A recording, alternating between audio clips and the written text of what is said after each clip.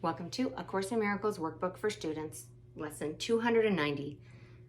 My present happiness is all I see. Unless I look upon what is not there, my present happiness is all I see. What a beautiful thought. Unless we're looking upon what's not there, what we've imagined, then all we can see is our present happiness.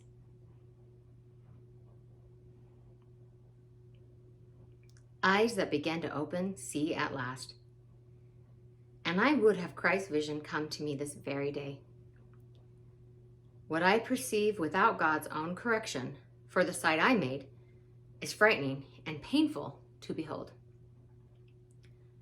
Yet I would not allow my mind to be deceived by the belief the dream I made is real an instant longer.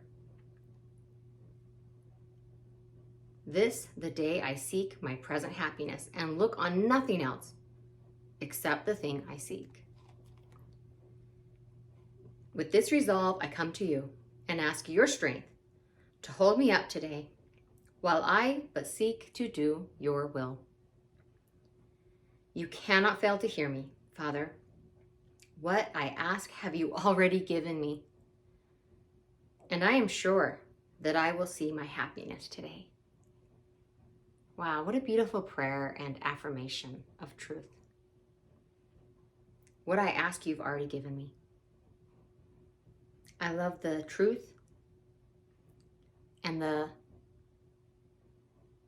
patience and the confidence expressed in that sentence. We're not begging. We're not begging to receive what's already ours. What we're being asked to do in a workbook for students is to finally receive what has already been laid at our feet.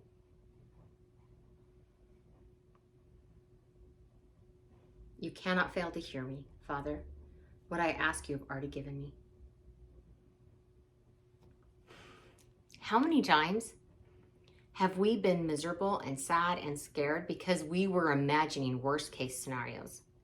What if I fail that test? What if my application is rejected? What if? There was a study I read about where people were surveyed to see what their fears were, what their stresses and worries were. And then they tracked that. And what they found was that the vast majority of the things we were afraid of didn't happen. So all that anxiety, all that fear, it didn't do anything except for ruin the present moment. And then in a smaller percentage of cases, the thing did happen, but it wasn't nearly as bad as what the individual had feared. They worked through it much more easily than they thought they would. And in some cases even found it to be a benefit. And it was only in 3% of the cases where they were like, yep, it happened and it was about as bad as I thought it'd be. And those cases got through it too. But it was an interesting study because what the researchers concluded was that 97% of the things we're worried about are either not going to happen or they'll end up being much less of a big deal or even a positive if they do happen. That's pretty amazing. And I would posit that even in those few 3% cases where it happened and it was pretty upsetting, there still is no advantage or benefit to pre-worrying about it, because we can worry about it while it's happening. We can be engaged while it's happening and go, oh, this is happening. I'm going to handle it. I can handle this. I'm a mighty captain. I can sail this storm. I will get through this.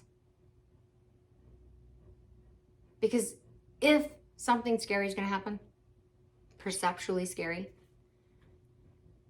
well, we're going to have to go through it in the moment anyway. So let's just reserve it for that moment.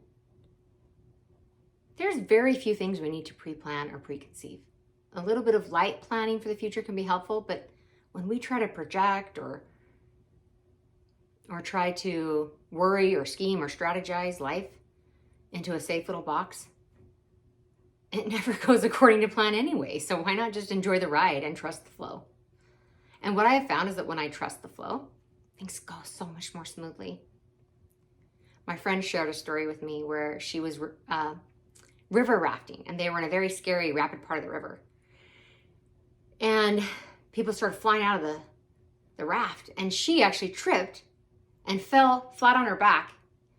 And at the end of the rapids, everyone else had fallen out or been thrown out of the boat, and she was the only one who was just fine because she was just laying there on her back, didn't do anything.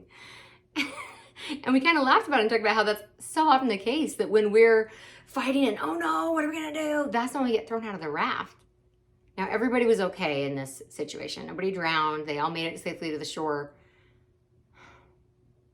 But the one who had the easiest ride was the one who wasn't trying to control the river and literally was just going with the flow. She had no choice.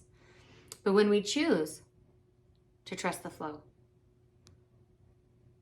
things can go so much more smoothly.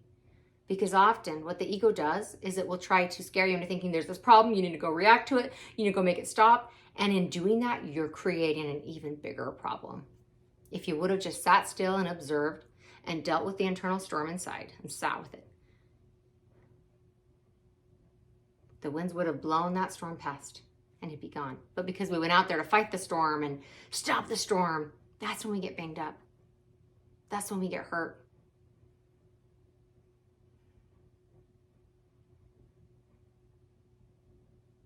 Unless I look upon what is not there, my present happiness is all I see. Thank you for joining me, and I will see you tomorrow for lesson 291.